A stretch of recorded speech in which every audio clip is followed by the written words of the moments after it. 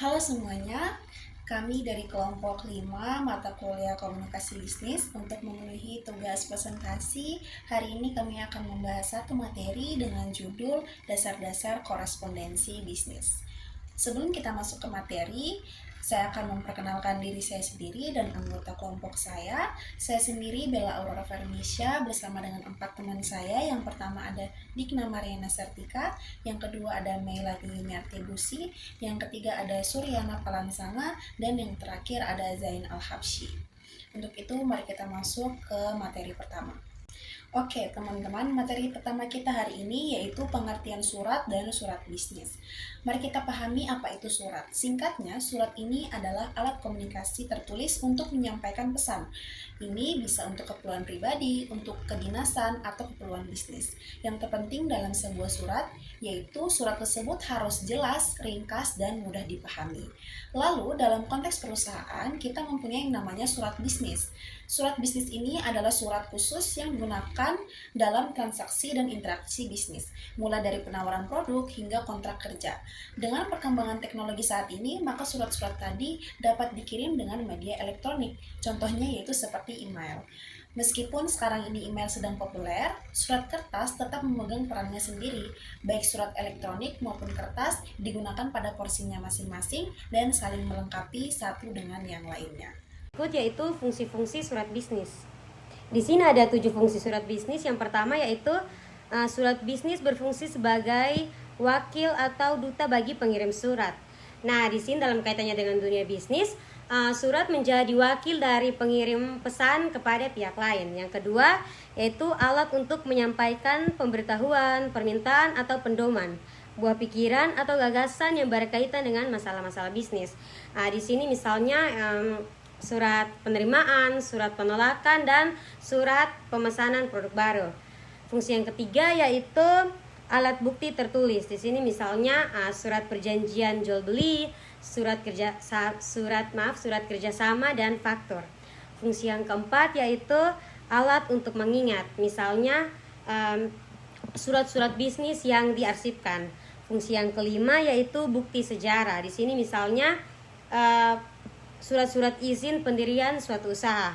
Fungsi yang keenam yaitu pedoman kerja, misalnya surat keputusan dan surat pemerintahan. Dan fungsi yang terakhir yaitu media promosi bagi pengirim surat.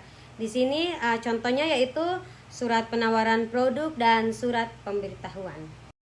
Baik, pembahasan yang berikut adalah pengelompokan surat. Jadi pengelompokan surat ada beberapa macam. Yang pertama yaitu pengelompokan surat menurut wujudnya. Jadi ada beberapa pengelompokan surat menurut wujudnya, yaitu yang pertama surat bersampul. Jadi surat yang dikirimkan kepada seseorang dengan maksud untuk menjaga kerahasiaan agar tidak dibaca oleh orang lain. Jadi yang kedua itu kartu pos. Jadi kartu pos adalah bentuk surat terbuka yang digunakan untuk menyampaikan pesan-pesan singkat dan berbentuk ukuran kertas seperti ukuran kertas kecil yang dikeluarkan oleh PT Pos Indonesia. Yang ketiga adalah barcode pos. Jadi surat yang wujudnya berupa gabungan kertas, surat, dan amplop. Jadi yang kedua adalah pengelompokan surat menurut pemakaiannya. Jadi ada beberapa surat pengelompokan surat menurut pemakaiannya. Yang pertama adalah surat pribadi. Jadi surat pribadi adalah surat yang dibuat oleh seseorang yang isinya menyangkut kepentingan bersifat personal. Jadi yang kedua adalah surat dinas. Jadi surat dinas adalah surat yang isinya berkaitan dengan kepentingan atas tugas dinas instansi pemerintahnya.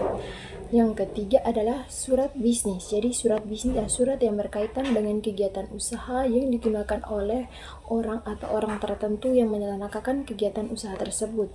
Yang ketiga adalah pengelompokan surat.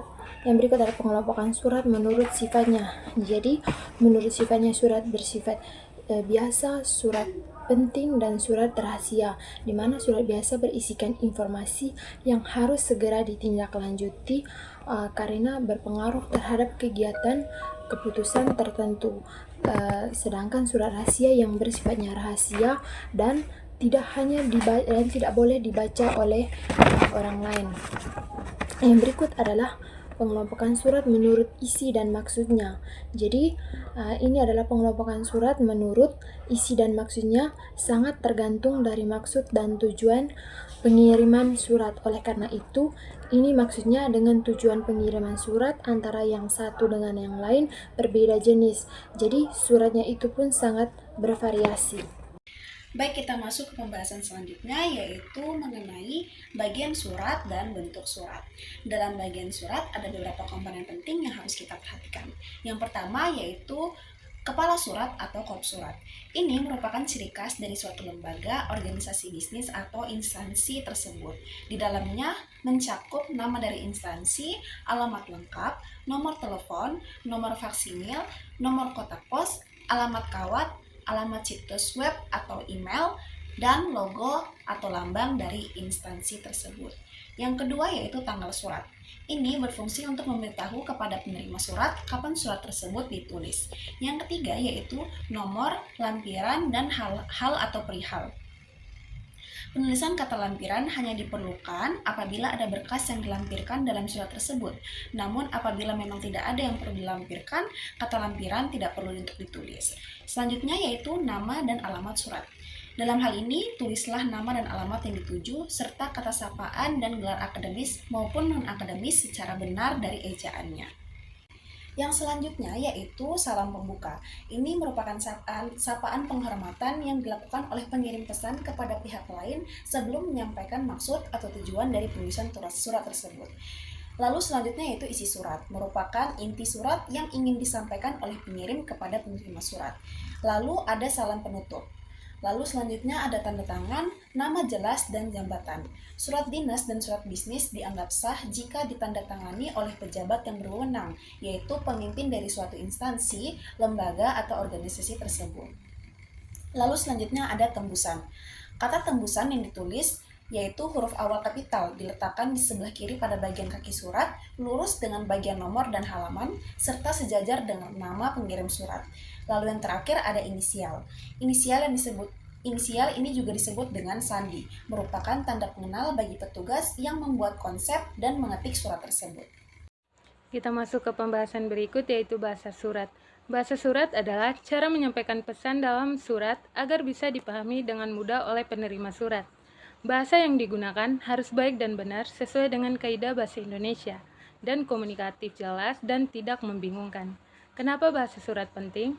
Karena bahasa yang tidak tepat bisa menyulitkan pemahaman pesan dan menimbulkan kesan yang kurang sopan atau tidak menghargai penerima. Contoh penggunaan kata yang tidak tepat seperti gimana, ngapain, kenapa, bikin. Sebaliknya diganti dengan bagaimana, mengapa, dan membuat. Ciri bahasa surat yang baik seperti yang pertama, menggunakan kata baku dan lazim. Yang kedua, memperhatikan ejaan dan tata bahasa. Yang ketiga, memilih kata sesuai dengan kedudukan penerimaannya. Kita masuk ke pembahasan yang berikut yaitu lipatan surat dan amplop. Format atau bentuk lipatan surat yang baik merupakan bagian dari etika dalam berkorespondensi, terutama di dunia bisnis. Mengapa hal ini penting? Karena lipatan surat yang rapi dan sesuai akan memberikan kesan profesional dan penghargaan penerimaan surat. Sebaliknya, lipatan yang asal-asalan dapat menciptakan citra negatif terhadap pengirimannya. Berikut adalah beberapa bentuk lipatan surat yang sering digunakan dalam korespondensi bisnis. Yang pertama, lipatan baku.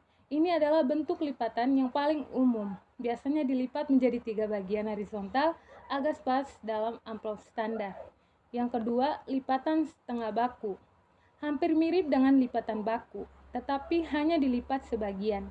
Cocok untuk dokumen yang tidak terlalu panjang. Yang ketiga, dilipat seperti harmonika atau akordeon, memudahkan pembaca berurutan halaman tanpa perlu membuka seluruh dokumen. Yang keempat, lipatan setengah akordeon. Versi ini lebih ringkas dari akordeon. Biasanya hanya 2 atau 3 lipatan bergantian. Yang ketiga, lipatan tunggal. Surat hanya dilipat 1 kali menjadi 2 bagian. Umumnya digunakan untuk dokumen yang pendek. Yang keenam, lipatan ganda atau paralel. Dokumen dilipat 2 kali secara paralel digunakan bila surat memiliki banyak halaman atau perlu disimpan rapi. Yang ketujuh, lipatan model Perancis. Dilipat secara vertikal dan horizontal, membentuk 4 bagian, biasanya digunakan untuk undangan resmi. Yang kedelapan, lipatan model Baron. Memiliki sudut yang runcing dan biasanya digunakan untuk surat yang lebih formal atau elegan, seperti kartu ucapan. Berikut kita masuk ke contoh-contoh surat bisnis. Berikut ini adalah beberapa contoh surat-surat bisnis yang lazim kita jumpai dalam kehidupan bisnis sehari-hari, seperti surat pemesanan, surat konfirmasi, surat pengaduan atau klaim, surat konfirmasi permintaan informasi, surat ucapan selamat, surat pemberitahuan pindah alamat, surat penagihan, surat peringatan, surat permintaan kerja, dan surat perjanjian. Dari materi yang kelompok kami sudah paparkan, kelompok kami dapat mengambil kesimpulan bahwa surat bisnis merupakan media komunikasi tertulis yang penting dalam dunia profesional, berfungsi untuk menyampaikan informasi sebagai alat bukti, pedoman kerja, pengingat, dan media promosi. Surat dapat dikelompokkan berdasarkan bentuk fisik, tujuan, isi, jumlah penerima, sifat, serta urgensinya. Penulis surat harus memperhatikan struktur tampilan fisik seperti format lipatan dan jenis amplop, juga mencerminkan citra perusahaan. Beragam contoh surat seperti pemesanan, konfirmasi, pengaduan, dan pemberitahuan untuk mengajukan peran penting surat dalam menjalani hubungan bisnis secara efektif dan profesional.